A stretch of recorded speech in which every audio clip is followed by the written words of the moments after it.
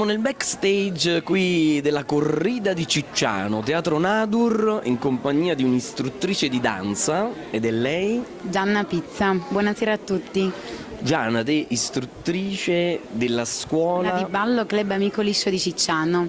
Si trova a Cicciano, in via Seconda Traversa Benevento, e le discipline sono Zumba Fitness, latinoamericano, caraibico, choreographic team, liscio, standard, facciamo varie discipline di vari stili. Bene, quindi stasera dobbiamo aprire lo spettacolo. Sì, apriamo lo spettacolo con le ragazze under 15 che si esibiranno nella sigla della corrida e in più porteranno una coreografia reggaeton, e poi ci sarà il gruppo delle senior che si esibiranno in un merengue bello pimpante e molto carico di energia. Per dare un po' di adrenalina anche al pubblico.